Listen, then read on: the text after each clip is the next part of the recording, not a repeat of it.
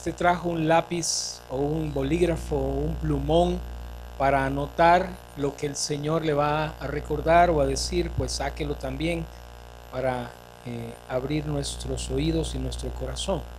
Dice así la palabra del Señor, leo en Reina Valera 60, dice: en aquellos días, como creciera el número de los discípulos, hubo murmuración de los griegos contra los hebreos, de que las viudas de aquellos eran desatendidas en la distribución diaria. Entonces los 12 convocaron a la multitud de los discípulos y dijeron, leamos juntos: no es justo que nosotros dejemos la palabra de Dios para servir a las mesas. Buscad pues, hermanos, de entre vosotros a 7 varones de buen testimonio, llenos del Espíritu Santo y de sabiduría, a quienes encarguemos de este trabajo. Y nosotros persistiremos en la oración y en el ministerio de la palabra.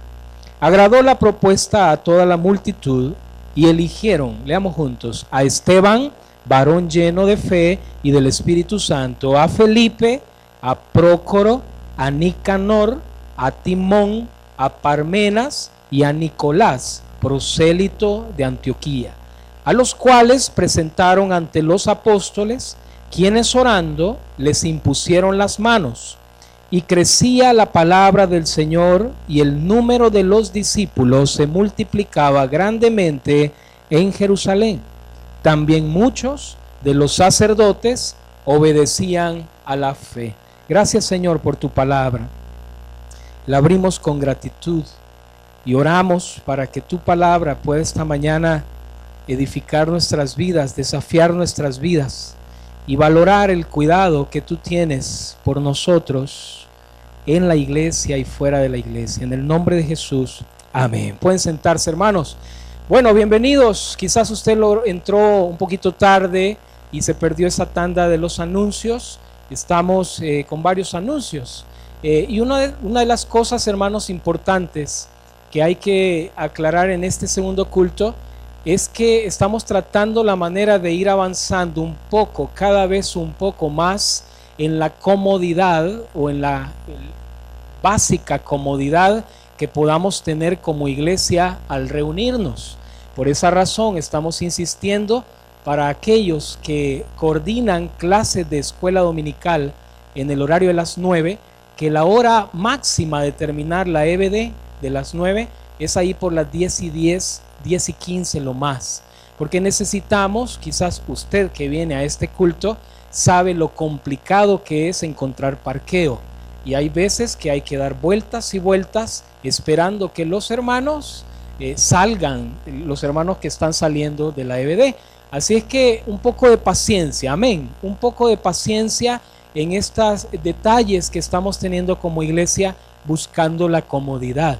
Otro detalle de eso que creo yo que vamos a mejorar con esto de la remodelación es que creemos nosotros que necesitamos tener un poco de comodidad en la distancia de las sillas.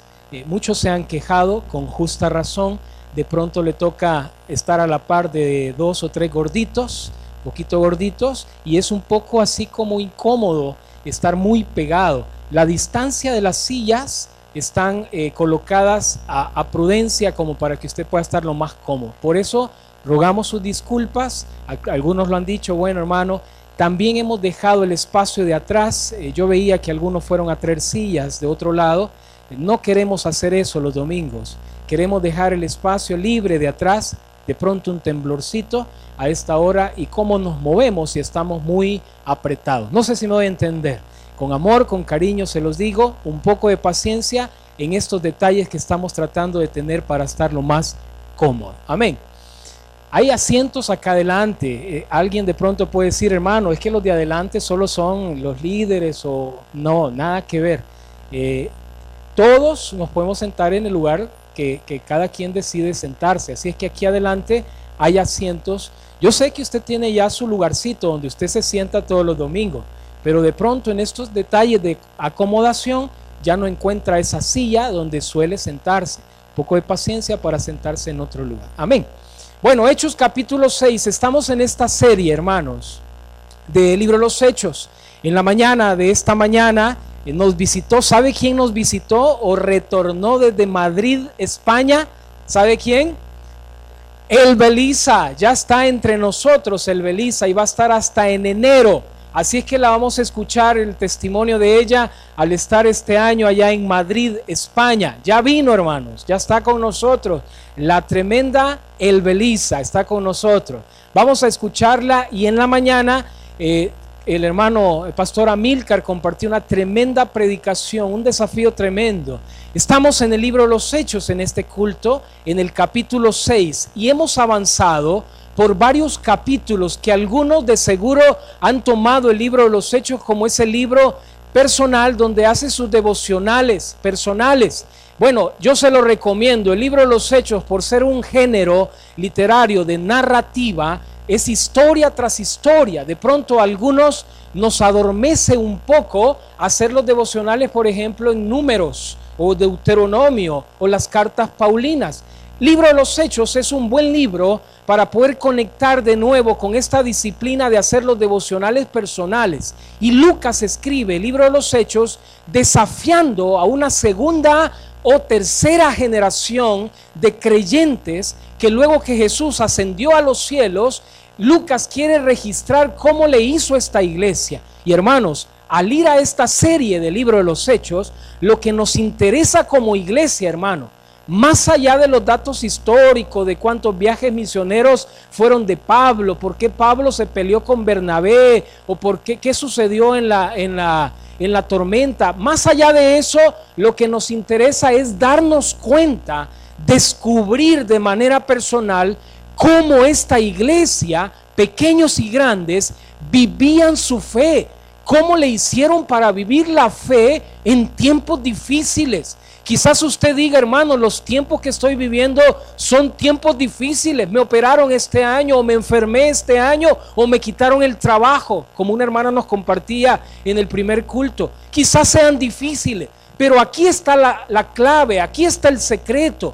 Descubrir cómo esta iglesia, estos discípulos, le hicieron para vivir una fe genuina en medio de la oposición, en medio de la persecución. ¿Cómo le hace la iglesia para vivir su fe en medio de tiempos difíciles?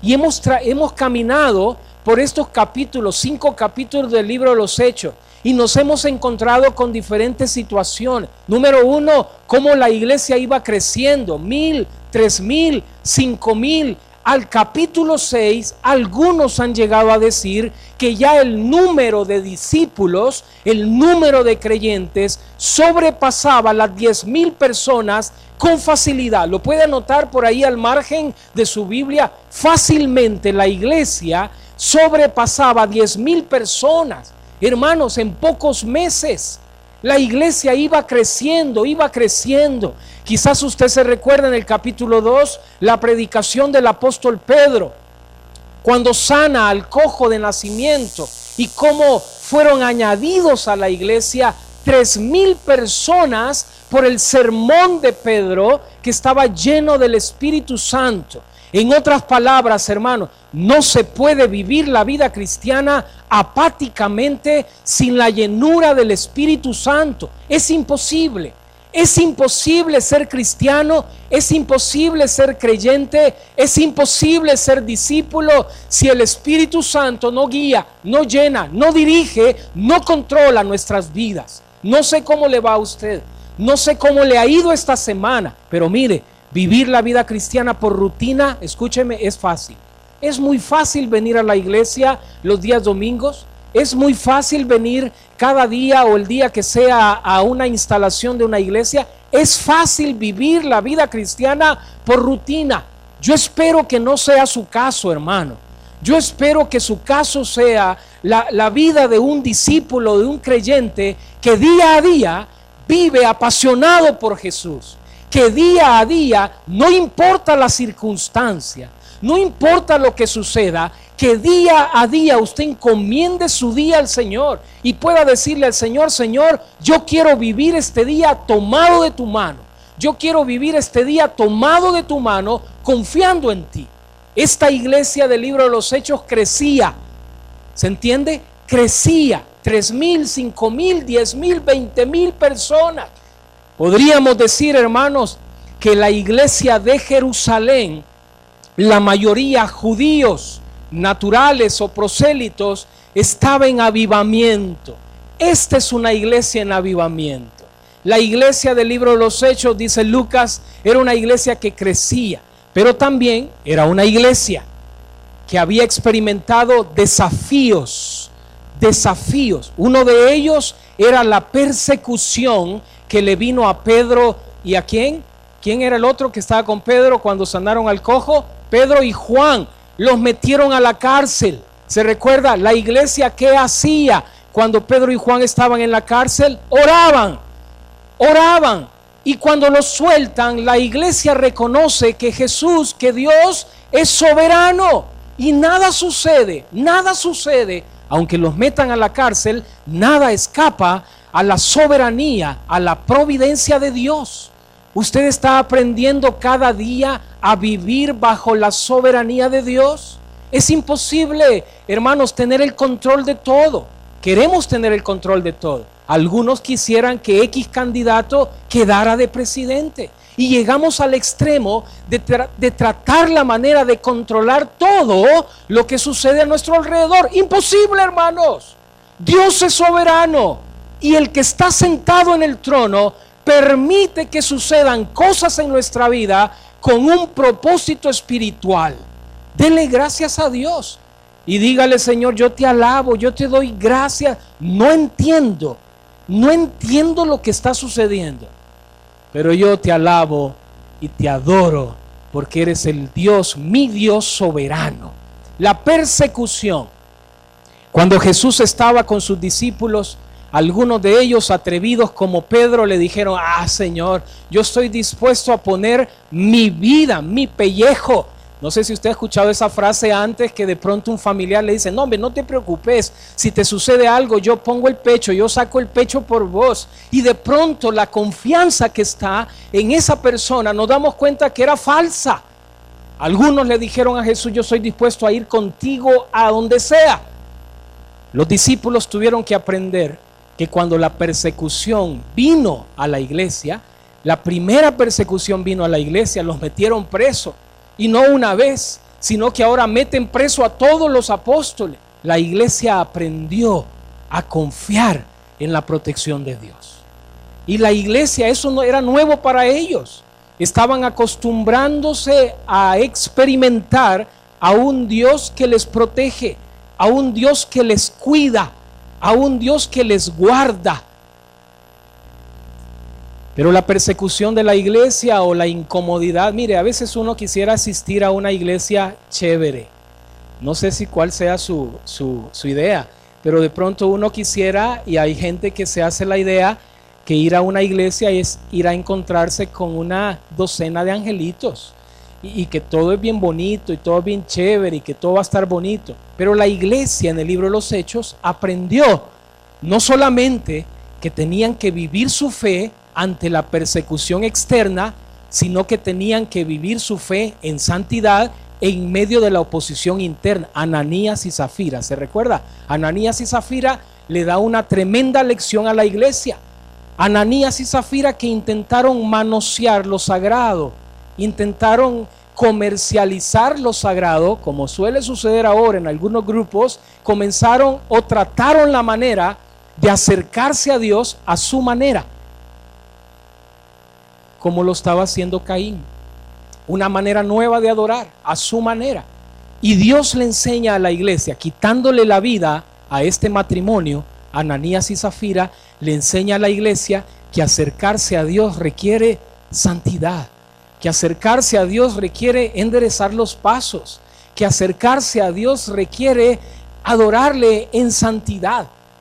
Y llegamos al capítulo 6. Y parece ser que los problemas no terminan en la iglesia.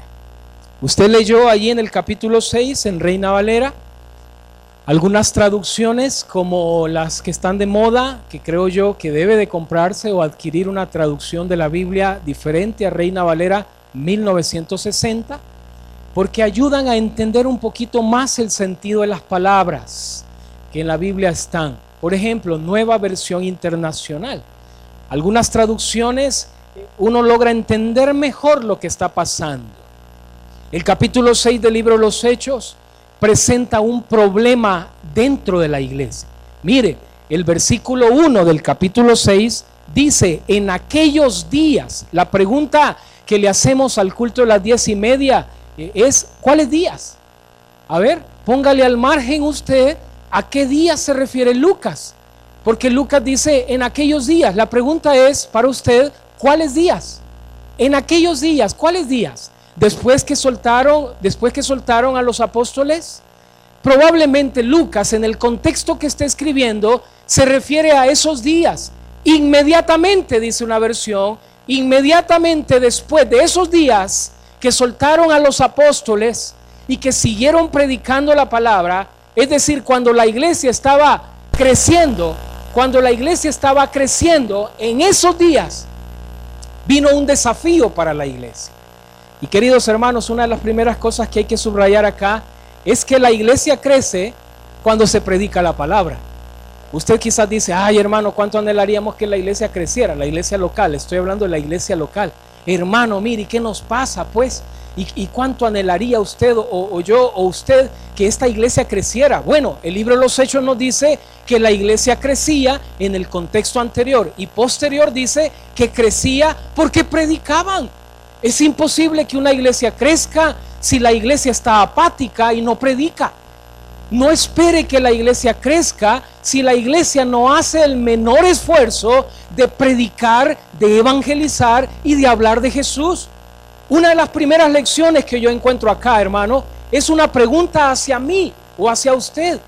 ¿Está creciendo la iglesia? ¿Cómo crece la iglesia? ¿Por qué razón es que la iglesia crece? Lucas dice en el capítulo 6, en aquellos días, cuando la iglesia crecía, pero crecía, sí, claro, Dios añadía cada día a los que iban a ser salvos, pero no se confunda, porque esas palabras que muchas veces repetimos, que el Señor añadía cada día a los que iban a ser salvos, están acompañadas de un contexto anterior. Predicaban y el Señor añadía cada día a los que iban a ser salvos. Es decir, nadie puede venir a los pies de Jesús si no se le predica el evangelio, si no se le habla del amor de Cristo. Y quizás este es un llamado para nosotros, especialmente los del segundo culto. La iglesia crecía porque predicaba. ¿Cuándo fue la última vez en este año que tú y yo le hablamos de Jesús a alguien? No puedo creer, y es difícil creer, que todo este año usted no platicó con nadie o que no platicamos con otra persona. ¿Cuándo fue la última vez en este año que hicimos el mínimo esfuerzo de poder compartir del amor de Jesús, hablado o no hablado, con otra persona? Hablamos de política, somos número uno y damos nuestra posición y nuestra postura. Nos hemos vuelto analistas políticos, pero de la palabra no hablamos nada, hermano. Mire, podemos hablar de cualquier otro tema y nos volvemos expertos para hablar de cualquier tema y seducir a otros a que piensen como nosotros. Pero nos cuesta hablar de Jesús. Nos cuesta hablar de Tesalonicenses. ¿Y por qué no hablar de Tesalonicenses al compañero? ¿Y por qué no hablar de las cartas de Pablo o de las cartas de Pedro? Un desafío que yo encuentro acá es que la iglesia crecía porque predicaba.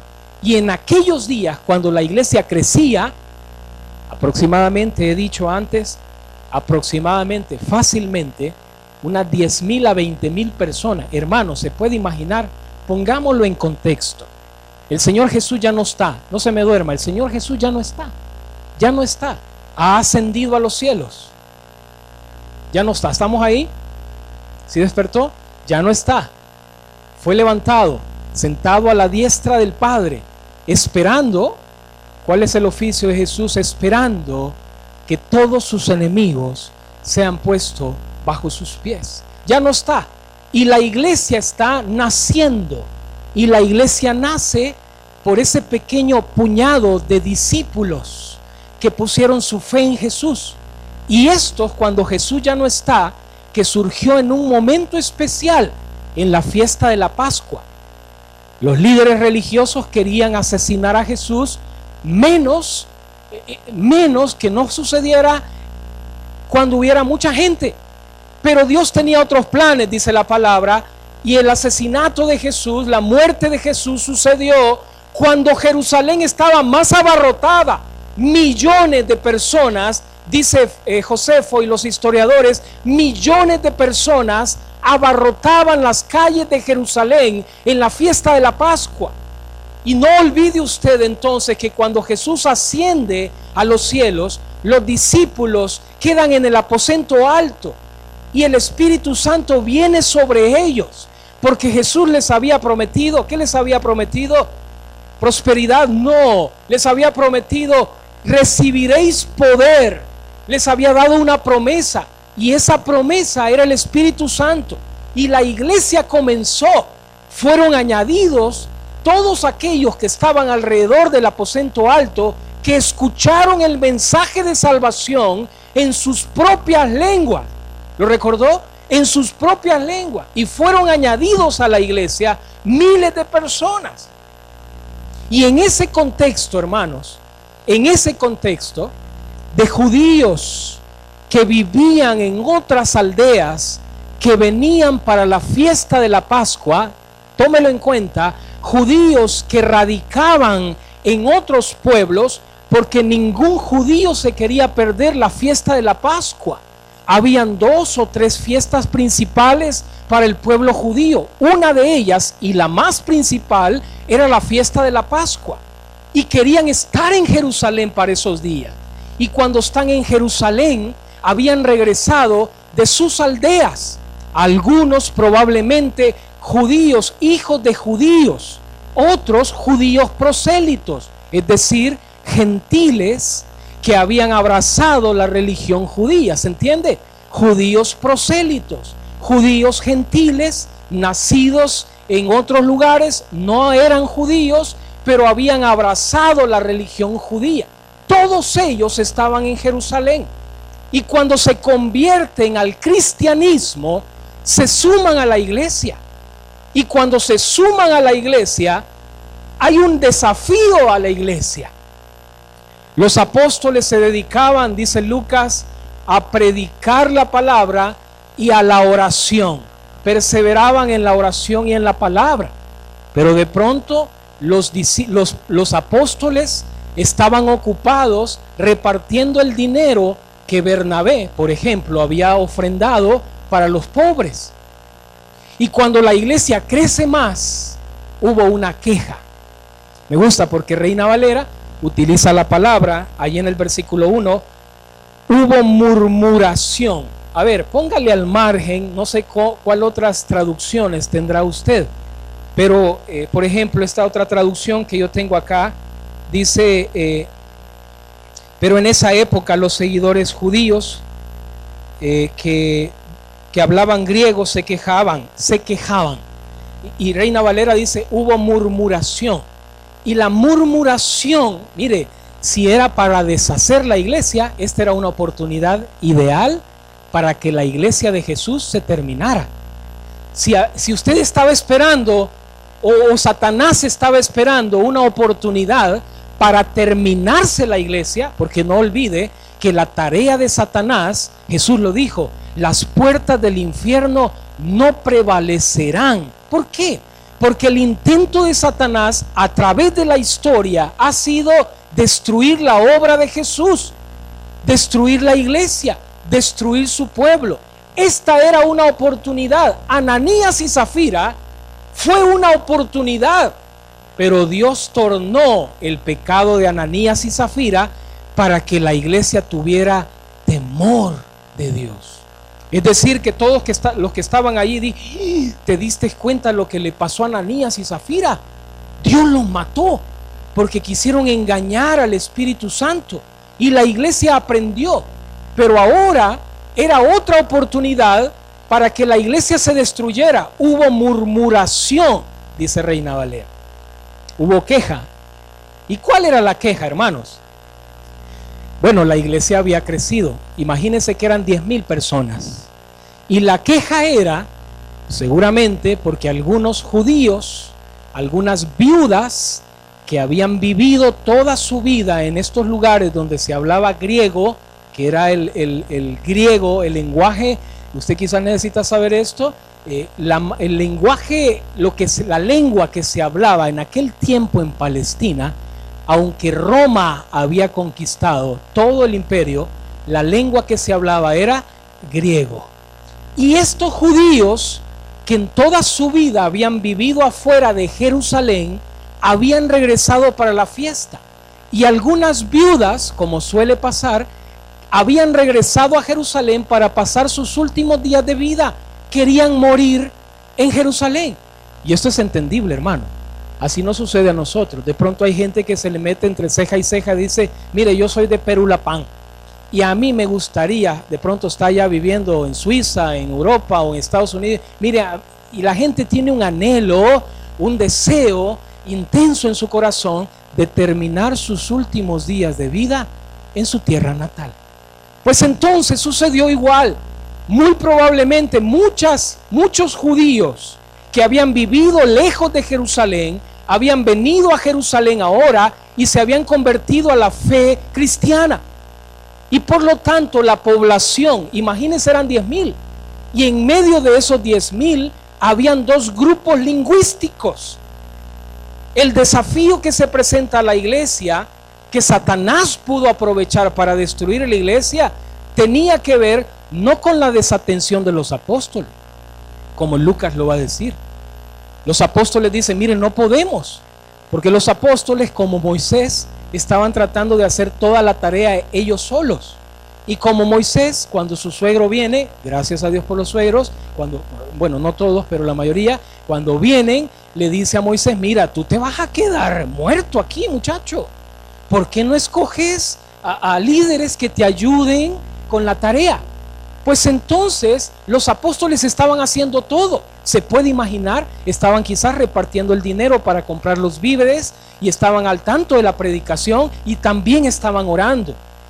Pues las viudas de estos dos grupos tenían un desafío para la iglesia: los de habla griega y los de habla aramea o hebreo.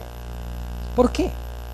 Si alguien allá afuera le pregunta: bueno, hermano, explíqueme este capítulo 6, este versículo, ¿qué significa que habían judíos de habla helénica o helenistas y judíos también de habla arameo?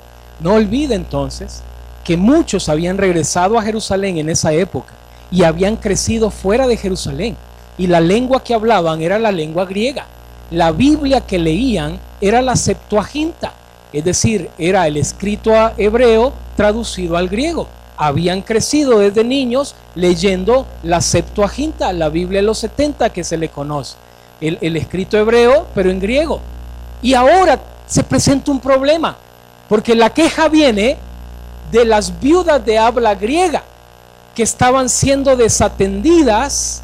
Obviamente el grupo mayoritario, ¿cuál era? Les pregunto, ¿cuál era, hermanos?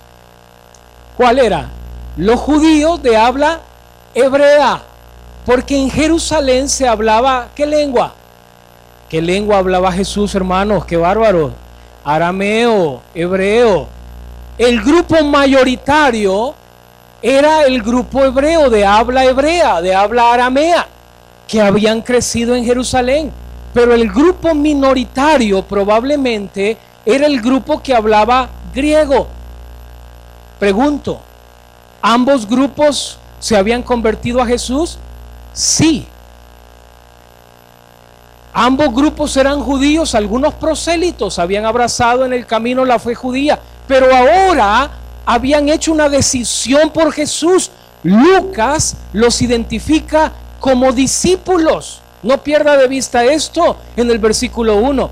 La iglesia crecía, el número de los discípulos. Discípulos de habla griega y discípulos de habla hebrea, pero ambos grupos tenían la fe en Jesús.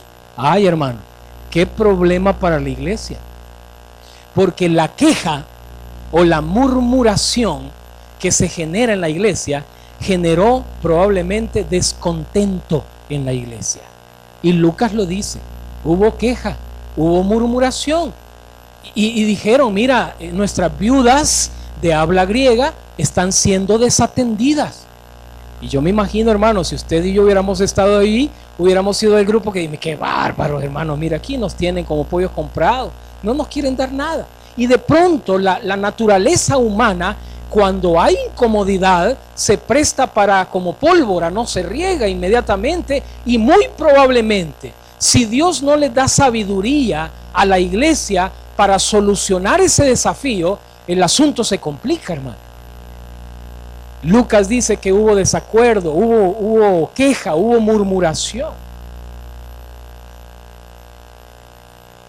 Los discípulos y la iglesia está aprendiendo que la unidad, escúcheme, la unidad y la armonía que el Espíritu ganó, porque así lo dice Pablo, el vínculo del Espíritu es importantísimo en una iglesia. Y Satanás intentará destruir, escúcheme bien, como lo ha hecho en toda la historia, no solo de esta iglesia en sus 47 años, sino a través de toda la historia. Lo que Satanás tratará de minar y de destruir es la unidad y armonía de la iglesia. Y una manera de esas que se podía prestar para esa era la queja de las viudas de habla griega. Mujeres que tenían derecho a ser atendidas. Habían venido de lejos probablemente con el anhelo de morir en Jerusalén, pero estaban desatendidas. En el pueblo de Israel habían 3 grupos que Israel tenía que atender. A ver, ayúdenme, ¿quiénes eran? Los pobres, las viudas y los extranjeros. Y ahora los discípulos y la iglesia entiende que hay un grupo al cual tiene necesidad y que necesitan atender. Las viudas eran una de ellas. Más adelante, cuando la iglesia va creciendo, Pablo tiene que establecer un orden, porque siempre hay aprovechadas, hermano. Pablo va a llegar al punto de decir, bueno, miren, ayudar a las viudas es necesario, pero hablemos de qué viudas, pues. Toda mujer viuda que no tenga familiar que pueda velar por ella. Y estas mujeres entraban en esa clasificación. Probablemente habían venido desde lejos y no tenían familia. Pablo va a establecer un orden que cuando uno lee, Pablo suena un poco grosero. No sé si a usted le da la impresión. Porque Pablo dice, miren, sean puestas en la lista solamente aquellas viudas comprobadas. Porque de pronto hay algunas por allí que son viudas, pero que no tienen esa piedad necesaria, que andan chismeando de casa en casa y buscan por sus pasiones casarse una y otra vez. Esas no, dice Pablo. Arréglelo con Pablo, hermano. Pablo así escribe. Pero lo que quiero decir es que a la iglesia se le presenta un desafío: la atención de necesidades. Y subráyelo en su Biblia, por favor, antes que se me duerma. En el capítulo 6, algunos dicen, bueno, aquí surge el ministerio o el oficio de los diáconos. Aunque la palabra diáconos no aparece en ninguno de estos versículos, sí aparece la palabra atención de las mesas o ministración de las mesas, la palabra diaconía. Aquí inicia el ministerio de un grupo que Pablo más adelante va a colocar, y cuando va a escribir las cartas pastorales de, ¿cuáles son las cartas pastorales? A ver, 1 Timoteo, 2 Timoteo y Tito. Cuando Pablo va a escribir las cartas pastorales, va a hablar de 2 oficios, de 2 ministerios que son vitales en la iglesia: el oficio de anciano, pastor, y el oficio de diácono, con todos los dones espirituales que edifican la iglesia. Algunos han llegado a decir que en el capítulo 6 comienza el ministerio de los diáconos, porque ¿cuál es la salida? ¿Cuál es la respuesta que los apóstoles dan a este desafío? ¿Se puede imaginar, hermano, cuántos días duró la queja? ¿Cuál era el gesto, el rostro de la gente quejándose y diciendo, mire, están desatendidas las viudas griegas, nuestras viudas? Y se las puede imaginar, nuestras viudas no están siendo atendidas, no tienen alguien que les dé comida. ¿Cuánto tiempo duró? No sabemos. Pero los apóstoles, dice Lucas, la respuesta de Dios al problema que se presenta a la iglesia es servidores dentro de la iglesia. Lucas dice en el capítulo 6 que los apóstoles llamaron a la asamblea, a toda la gente, y dijeron: miren, solucionemos esto. Miren qué sabiduría de Dios. Porque algún líder carnal, con la cola por ahí entre los pies, hubiera dicho: ay, déjenlas que se quejen, hombre. Ay, se van a cansar de quejarse. Pero se da cuenta la sabiduría de los apóstoles. Dios, dándole sabiduría, llaman a la asamblea y dicen: miren, solucionemos esto. Busquen entre ustedes 7, así dice, ¿verdad? 7 hombres que tengan estas características. Y estas características son importantes: que estén llenos del Espíritu Santo, que tengan sabiduría, que tengan fe. Hermanos, este es un perfil corto de todo aquel que quiere servir al Señor para edificar a la iglesia. Y es que sabe, si usted no tiene sabiduría al momento de tratar de pronto a estas viudas que se están quejando, fácilmente en la carne uno podría decir: ay, que se queje, hombre. ¿Y quién se cree esta mujer? ¿O quién se cree esta hermana? Y que ella fundó la iglesia. ¿Y cuántos años tiene esta en la iglesia? Fácilmente en la carne, la obra de Dios, la iglesia de Dios, pudiera no ser edificada y destruida. Los apóstoles dicen: busquen 7 varones. Bueno, 7, usted sabe que el número representativo para el pueblo de Israel y para los discípulos en aquel tiempo, y para muchos cristianos, el número de la perfección a la luz de la Biblia es el número 7. Y mucha gente, aunque mágicamente ocupan los números ahora de manera como un fetiche, o como un símbolo, como algo mágico, bueno, escogen. Yo estoy seguro que usted ha escuchado de pronto a alguien que dice: no, hermano, a mí cuando va a haber una rifa, a mí deme el número 7. Y de pronto en las listas que se venden en los colegios, los niños dicen: a mí deme el 7. Porque hay una idea que el número 7 es el número de la perfección. Por eso hay algunos jugadores que se ponen el número 7, el número de la perfección. CR7, por ejemplo. Perdón a los del Barça acá, Pro Messi. Escojan 7, dice. Y sabe, ya leyó los nombres. Todos tienen nombres griegos. Revíselos. Timón se llamaba uno. No era un nombre hebreo. Nicanor, creo que se llamaba otro. Parmenos, creo que se llamaba otro. A ver, ¿cuál otro?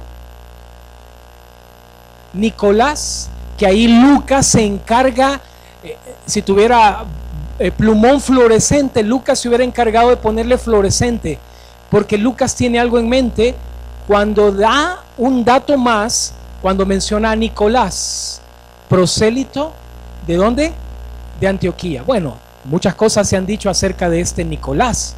A través de la historia, algunos atrevidamente, sin mucha base bíblica, han llegado a decir que este Nicolás es el que le dio origen a aquel grupo de los Nicolaitas que aparece allá en Apocalipsis. Se recuerda cuando Juan le escribe a las iglesias y aparecen los Nicolaitas. Bueno, no se sabe, muchas conjeturas se han sacado, pero lo que llama la atención es la sabiduría de los apóstoles, que escogen servidores. La respuesta de Dios son servidores con características espirituales para cuidar la iglesia. Y la sabiduría de los apóstoles es que la mayoría, si no todos, son griegos, judíos que se han convertido al cristianismo. Se da cuenta, hermano, la iglesia está naciendo, la iglesia de Jerusalén. Muy pocos gentiles, porque eran judíos de naturaleza, pero también judíos prosélitos, que no habían nacido judíos, pero que habían abrazado el judaísmo, que ahora se habían convertido a Jesús. La iglesia nace en Jerusalén. ¿Dónde nace la iglesia? En Jerusalén. ¿Quiénes son los que conforman la iglesia en Jerusalén? Judíos que ahora han abrazado la fe cristiana. Y estos judíos tenían diferencias lingüísticas y diferencias culturales. Ojo con esto, porque si no logramos como iglesia buscar la sabiduría de Dios, la fe, la llenura del Espíritu Santo, para darnos cuenta que estos judíos quizás eran de la sinagoga de los libertos, va a decir más adelante Lucas, y tenían su costumbre y sus gustos allá en la sinagoga donde se reunían, pero ahora están juntos, griegos y no griegos, son la iglesia. No sé si logra ver el problemón que tenía la iglesia. Y unos jalaban por un lado y otros jalaban por otro lado. ¿Qué hacemos? Dios les dice, bueno, escojan servidores para que cuiden y edifiquen la iglesia. Se necesita que la cuiden, no que la golpeen. Por eso necesitan sabiduría, por eso necesitan fe, por eso necesitan la llenura del Espíritu Santo para cuidar la iglesia. 7. Y dice entonces que después de ser aprobados o confirmados, tenían esta costumbre. Jesús, cuando escoge a sus apóstoles, va al monte, ora y escoge.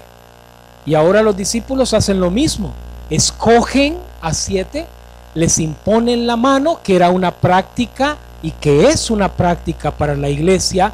Pablo hizo esa práctica, experimentó esa práctica de imponer las manos y encomendarlos para un oficio. Así lo hacemos acá. Cuando alguien de pronto se va para Senegal, o cuando alguien va a una misión difícil, a casarse por ejemplo, le imponemos las manos. La batalla. Le impusieron las manos y los encomendaron al oficio. ¿Y cómo termina el versículo 7, hermanos, en su Biblia? Mire cómo termina. ¿Qué pasaba con la iglesia? Crecía la palabra del Señor y el número de los discípulos se multiplicaba grandemente en Jerusalén. Aún los sacerdotes se convertían a la fe. Una iglesia que crecía. Podríamos decir, ahí era para darle un fuerte aplauso a los líderes de esa iglesia, porque solucionaron el problema que tenían. Con sabiduría, con fe lo hicieron. Ahora lo importante acá, hermanos, y el principio bíblico quizás para nosotros es que Dios, en su gracia, para cuidar de nosotros, para edificar la iglesia, la respuesta de Dios fue y ha sido levantar hombres y mujeres que son servidores. No está supeditado el oficio a los diáconos. Aquí tiene que ver con una necesidad de dar alimento a las viudas. Los apóstoles dicen, miren, nosotros nos vamos a dedicar, y qué bonito que Lucas lo dice, a la palabra y a la oración. La iglesia crecía en la palabra y en la oración, porque si no crecía en la palabra y en la oración, era un club rotario de ayuda social, y todos dando comida y todo, pero la palabra y la oración. Y Lucas dice, la iglesia crecía, y la manera como la iglesia crecía es que Dios en su gracia levanta a 7, y entre ellos a Lucas le interesa subrayar más con fluorescente. ¿A quién? Al que tenía por nombre Corona. ¿Quién? Esteban. ¿Sabe usted que Estefanía o Esteban significa corona o diadema? Entre ellos estaba Esteban, uno de los 7 diáconos de la iglesia, servidores. Querido hermano, ¿a qué nos lleva esto? A darle gracias a Dios. Yo creo que uno de los primeros motivos que debe de movernos es, Señor, gracias, porque la manera como tú cuidas de mí, la manera como tú cuidas a la iglesia, es levantando hombres, servidores, que disponen su tiempo, su vida a servir a la iglesia. ¿Cuántas veces en este año le hemos dado gracias a Dios por los que ayudan a parquear vehículos? ¿Cuántas veces en este año le hemos dado gracias a Dios por los hermanos que nos entregan ahí los papelitos a la entrada? ¿Cuántas veces en este año le hemos dado gracias a Dios por aquellas maestras de Salacuna? Difícil tarea, que cuidan de nuestros hijos. ¿Cuántas veces en este año le hemos dado gracias a Dios porque una manera como Él cuida de nosotros es a través de hombres y mujeres que dedican tiempo, recursos a edificar la iglesia? Por eso, sabe, hermano, con esto termino, A mí me duele tanto en el corazón cuando alguien decide irse de la iglesia, de una manera muy injusta, lo veo yo, decide irse de la iglesia sin siquiera ponerse a pensar que en esa iglesia, donde quizás tiene diferencia de gustos, no le gusta el color de la pintura, no le gusta el rótulo, probablemente. Gracias a Dios, nadie se ha ido de esta iglesia diciendo, aquí se enseña falsa doctrina, que es el pilar. Pero me duele el corazón, y quizás a usted también, cuando no nos ponemos a detener, a pensar, no nos detenemos a pensar, a irle a darle gracias a Dios a las maestras que le aguantaron los niños, que le chinearon los niños, a las maestras que les enseñaron Biblia a sus hijitos desde pequeños. Y en la carne, por el disgusto o por las diferencias, suele pasar en las iglesias. La gente dice, no, yo me voy. Somos injustos a veces, porque la respuesta de Dios para cuidar la iglesia es servidores. ¿Cómo Dios cuida de nosotros? A través de muchas maneras. Una de esas es servidor. Amén, hermanos. Póngase de pie. Hay un canto precioso que podemos hacerlo oración. Mientras oramos, dele gracias a Dios y terminamos escuchando parte de este canto. Dele gracias a Dios ahí donde usted está. Si usted puede unirse con otra persona que está a la par suya, échele el brazo y dígale, hermano, yo quiero darle gracias. Sí, Señor.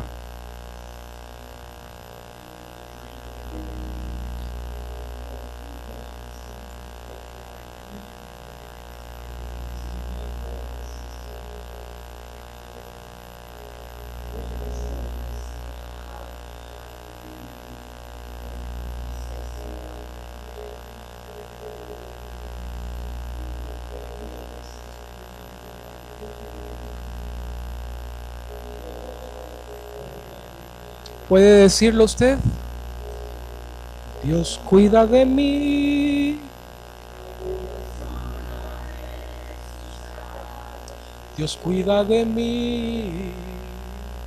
Yo amo su casa y no ando solo. No estoy solo porque Dios cuida de mí. Lo hicimos de nuevo. Dios cuida de mí. Dios cuida de mí. Yo amo su casa y no ando solo. No estoy solo porque Señor, te damos gracias esta mañana. Gracias por tu misericordia en nuestras vidas. Gracias por los hermanos, servidores que tú levantas. Gracias porque tu palabra nos enseña esta mañana que tú nos amas y nos cuidas. Gracias por tu cuidado. Bendice tu iglesia. Edifica tu iglesia, Señor. Y que tu palabra pueda crecer en estos días. En el nombre de Jesús. Amén. Un fuerte abrazo a la persona que tiene la par. Que Dios le bendiga. Estamos despedidos. Bendiciones.